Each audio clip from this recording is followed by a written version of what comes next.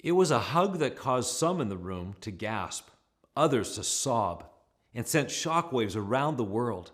The embrace had barely ended before Twitter and Facebook exploded with reactions, and another round of national debates were ignited in the US about systemic racism, police brutality, and what true justice looks like. But to truly understand why this particular hug was so shocking and polarizing, you need to travel back to September the 6th, 2018. Botham Jean, an accountant at the international auditing firm PricewaterhouseCoopers in Dallas, Texas, had just sat down in his apartment to eat some ice cream and watch the game. Meanwhile, Amber Geiger, a police officer from Dallas, had just finished a 14-hour shift where she had helped the Dallas SWAT team arrest 3 suspected robbers. She put her key in the door of her apartment, but the door was unlocked. Thinking Botham was a burglar, she yelled at him and then drew her firearm and shot him twice in the chest. Moments later, she realized her apartment was 1 floor below Botham's, and she had killed an innocent, unarmed man in his own apartment. 1 year later, Geiger's murder trial began. 2 weeks later, the jury convicted Geiger of murder. On October the 2nd, 2019, Botham's 18-year-old brother, Brant Jean, gave his victim impact statement. And then he asked the judge if he could hug Amber Geiger. The judge allowed it, and during the embrace, Brant told Geiger that she should find Christ and that he forgave her. After the tweet storm of reaction came the news articles, the opinion interviews, and the scholarly essays. But I want to set all of that aside for a moment and tell you what that hug did to me personally. It inspired me. It ignited something inside of me. It felt like an explosion of grace and hope in the midst of a hopeless situation. You see, inside of that 18-year-old man was something so powerful, something so potent, something so extraordinary. Nobody could see it. Nobody was tweeting about it. Nobody even cared about it. But for a few brief seconds, the world got to see what was inside of Brant Jean when he hugged his brother's convicted murderer. So what was it? What was hidden inside that young man? Well, the best word I have to describe it is character. And today I want to suggest that character is inspiring. Character, at least the good kind, is typically a bit shy. It lives deep inside of somebody's heart. It doesn't like to make itself the center of attention. But there are moments when it throws all caution to the wind and it shows itself because it must. Welcome to our brand new series we're calling Character Is. This past week, we marked day 913 as we began our 52nd of 66 books of the Bible, the Old Testament book of 2 Samuel, on our 1100-day chapter-a-day reading challenge. Now, you would be forgiven if you don't exactly remember what happened at the end of 1 Samuel, seeing as we read that book exactly 2 years ago in July 2019 with a series we called Flawed Pursuits. In 1 Samuel, the people of Israel, they're crying out for a king. They're asking God for a king. All the other nations have a king, and they want one too. Well, God warns them that being ruled over by a king rather than God himself and God's appointed judges and prophets will only turn out bad for them. But like a whining toddler, they're relentless. So God gives in to what they ask for and gives them a king named Saul. At first, it's wonderful. They have a human king. They're like a real country. But 3 chapters into King Saul's reign, and he's beginning to make rash and self-serving decisions and putting his armies at risk. Meanwhile, God is already beginning to groom King Saul's replacement, a young shepherd boy, about 18 years old, full of invisible character, named David. After David's surprise victory over Goliath, David's popularity is beginning to grow, right along with King Saul's jealousy and paranoia. King Saul lures David into his trust, but then tries to kill him. David escapes, but the king launches a 7-year-long manhunt, determined to murder David and his small band of loyal supporters. David, now a fugitive, is forced into hiding and the poverty that comes from being on the run. Finally, at the end of 1 Samuel, Saul is killed. And that's where our story of 2 Samuel picks up. A rumor had reached David that Saul was dead. Now let me ask you a question. 7 years earlier, the psychotic king tries to kill you right in his own palace. You escape, but now you're forced into exile. Not only do the death threats continue coming, but your scouts report every time Saul's soldiers get close in their hunt to kill you. You hide in caves, no coming home to a loving spouse and a hug or a family or a normal life, no food, no career, just 7 years of running for your life from this unhinged autocratic despot, and word finally reaches you that this murderous, crazed king has finally got what was coming to him and swallowed the sword with his stomach. So here's the question. How big of a party are you going to throw? Come on, you're going to gloat. And you're going to tweet, he got what was coming to him, and let me show you what a real king looks like. But that's not what happened. Look at 2 Samuel chapter 1, verse 11. David and his men tore their clothes in sorrow when they heard the news. They mourned and wept and fasted all day for Saul and his son Jonathan, and for the Lord's army and the nation of Israel, because they had died by the sword that day. Picking it up in verse 17, then David composed a funeral song for Saul and Jonathan, and he commanded that it be taught to the people of Judah. It was known as the Song of the Bow. And here are some of the lyrics from that song. Your pride and joy, O Israel, lies dead on the hills. Oh, how the mighty heroes have fallen. For there the shield of the mighty heroes was defiled. The shield of Saul will no longer be anointed with oil. How beloved and gracious were Saul and Jonathan. They were together in life and death. They were swifter than eagles, stronger than lions. Oh, how the mighty heroes have fallen in battle. Oh, how the mighty heroes have fallen. Did you see it? Up until now, it was mostly invisible, but then it couldn't be invisible anymore. Like an unexpected hug from an 18-year-old man given to a police officer who robbed his brother of his life, David's character explodes out of him. It's brave enough not to travel the expected route of revenge. It's courageous enough to stand and not give in to anger and vengeance and rage of being robbed and violated. It's strong enough to battle the tsunami of overwhelming emotions and not be swept away by them. And to me, this kind of character is inspiring, if not a bit intimidating. When you see this kind of character, a personality so infused and filled with grace and genuine love and concern for someone else, it's intimidating. That's, I think, why social media exploded with opinion about Brant Jean's hug, because it rattles you. Seconds after the spotlight was removed from Brant's brief hug, or David's response to Saul's death, it swings around to shine on each of us. And that makes us feel uncomfortable. You see, in that moment, the light asks us a question. Could you do that? Do you have inside of you that kind of character? Could you genuinely offer that kind of love, grace, concern, empathy, mixed with maturity, mixed with generosity?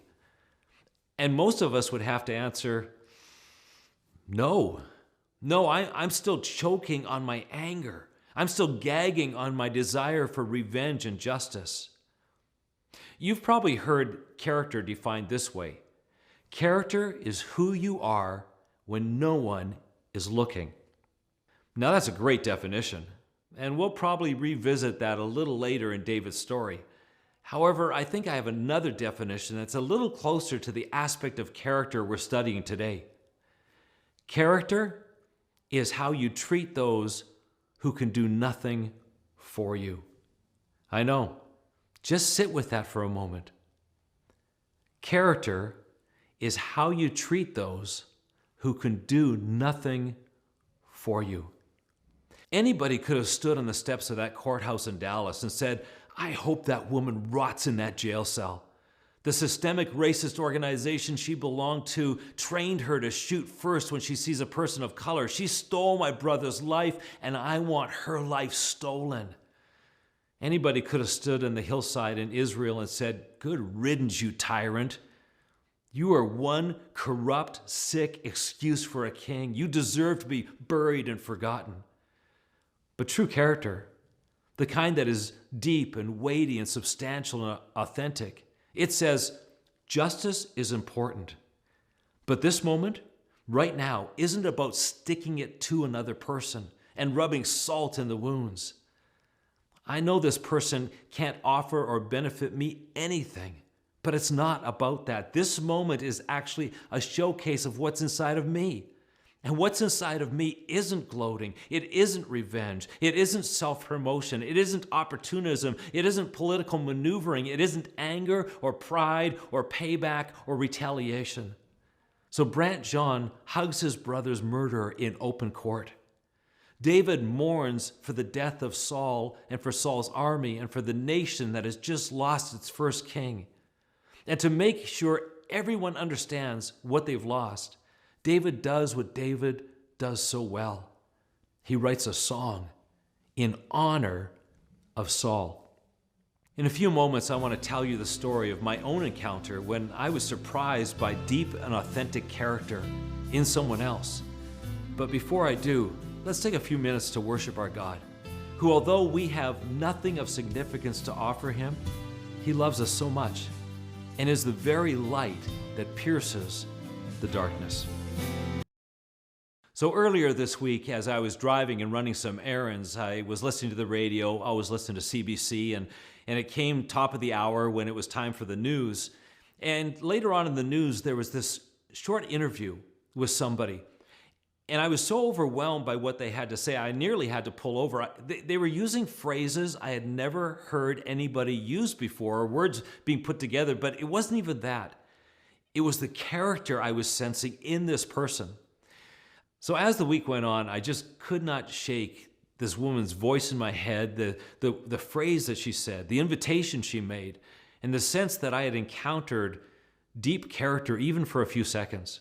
I also had this sense that I needed to have a conversation with her, but I didn't know who she was. So I went online, I managed to find the interview, found her name, found a photo of her, grabbed our production crew, said, let's go down to the legislature, let's go down to the sacred fire that's burning there, and let's see if we can have a conversation with this woman whose character is truly inspiring.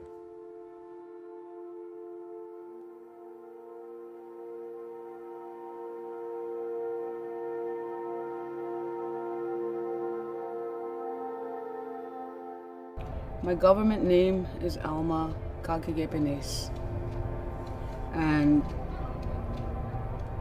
I'm from Seging. I belong to the Eagle clan and to the Bear clan. And you're an elder here? I am called an elder. We never really admit because it's prideful, and I need to stay humble to keep the gifts open. Yeah. They call me an elder. Yeah. So, Alma, I was driving around the other day and listening to the radio, and I heard you come on the radio. Of course, I've seen all the news about Kamloops and Saskatchewan, the residential schools, and it was an interview with you from here at the Sacred Fire, and I was so moved. I was so moved because you used a phrase that I've never heard anybody use before, which was settler descendants. But you said it in such a grace-filled way. In fact, you invited the settler descendants to come to this place. Why did you do that?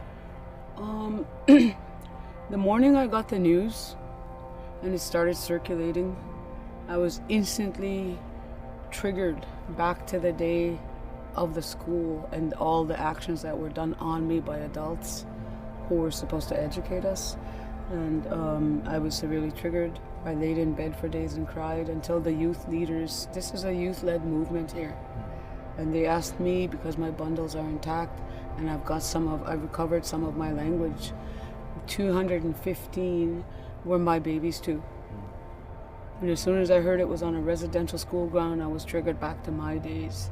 I was severely abused in the school in ways that I know most Christians I know right now are settler descendants, and they are not responsible. When I talked about the settler descendants, it's because I adopted a man Mr. Peters, and he taught me about the pain of settler descendants. He'd been trying every way he can think of to make up for what was done to Anishinaabe, to my people. And because through that man I met other settler descendants, and they have equal pain. So when this news hit and I curled up in a ball and cried for 3 days, and I couldn't eat or drink, I was in so much pain.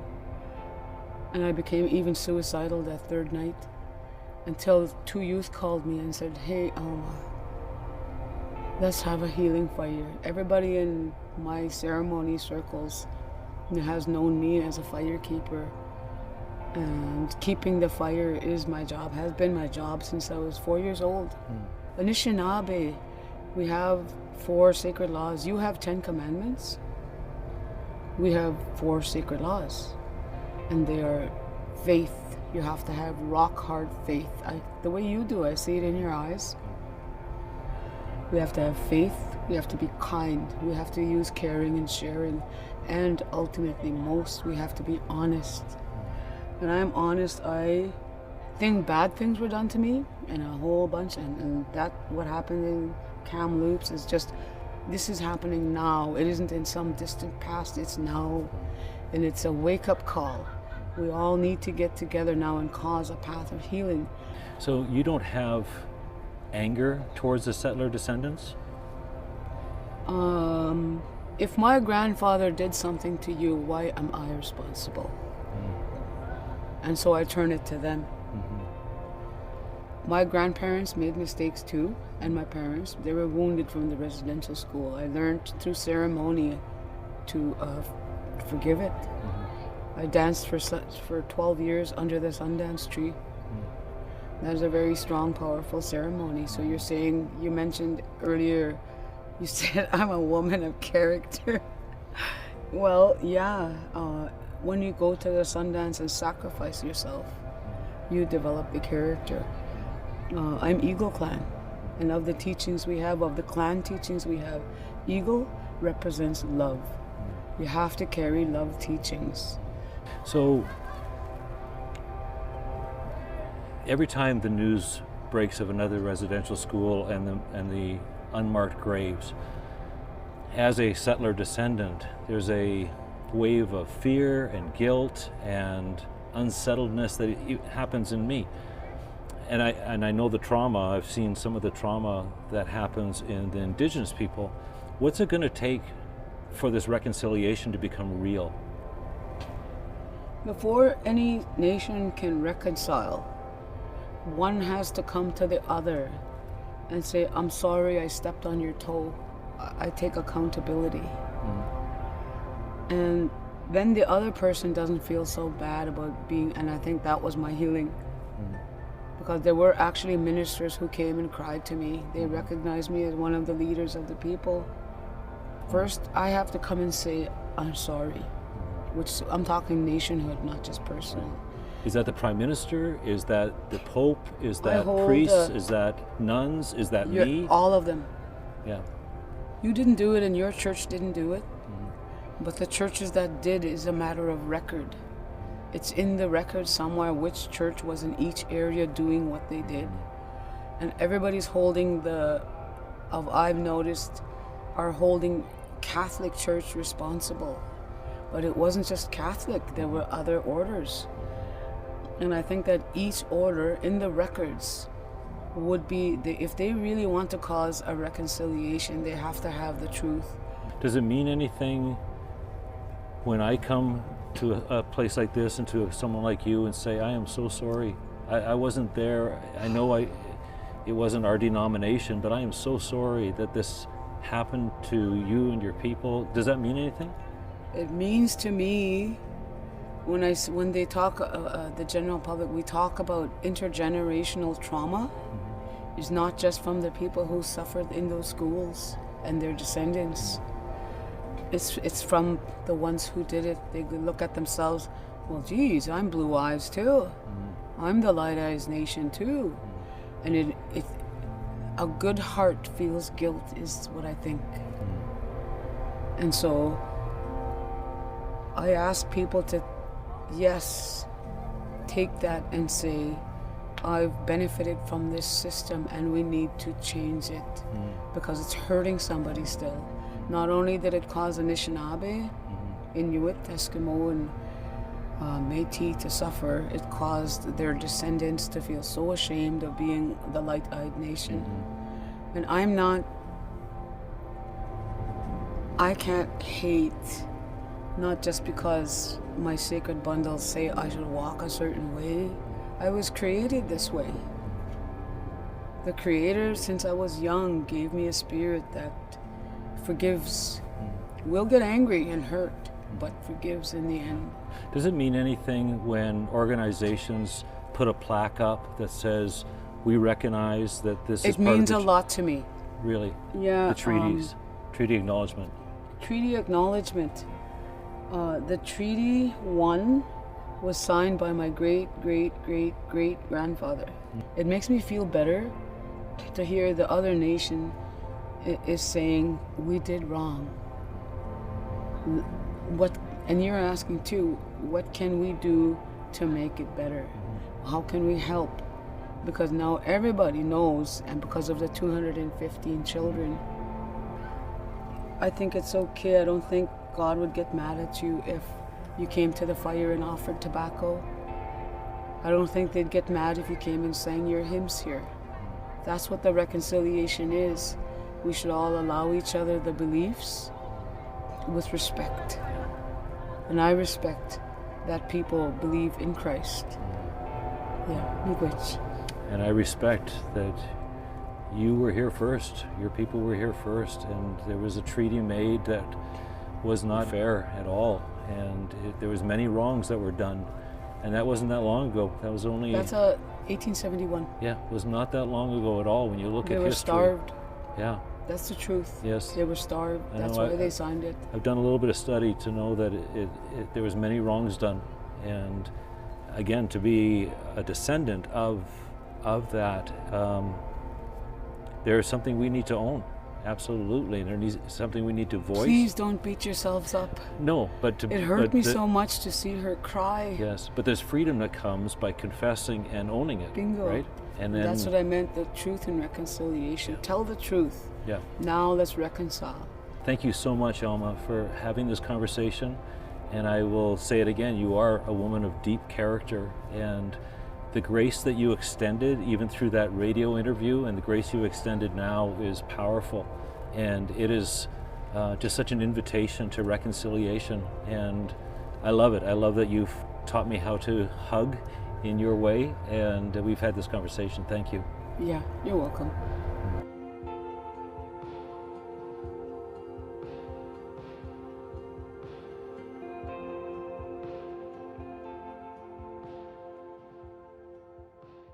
Character is inspiring. You probably just felt it.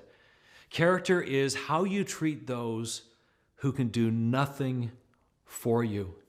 And as I sat in that teepee with Alma, I was on the receiving end of her character. I had nothing to offer her. She was the one who was offering me everything. She offered me time. She offered me her story. She opened up her life. She became vulnerable with me. But beyond that, she offered me grace, even though I had nothing to give her. She gave me empathy. I mean, she's the one who's the victim, the survivor of day school, her parents, the survivor of residential schools. She's the one who's experienced this deep trauma of her people being discovered in unmarked graves and numerous residential school sites. And yet here she was offering me, with such generosity, her heart and her love. That is character. And I hope that this week, each of us can be inspired by these stories of Brant Jean hugging his brother's murderer, David mourning for Saul and Jonathan and leading his troops in mourning and insisting that his nation sing the song of honor to Saul, the very man who tried to murder him and tried to kill him for 7 years. And Alma, a survivor of residential schools, who uses this phrase, settler descendants, and says, Don't beat yourselves up, but let's come together and let's be reconciled. Be inspired this week by character, but even more so, be a character that inspires.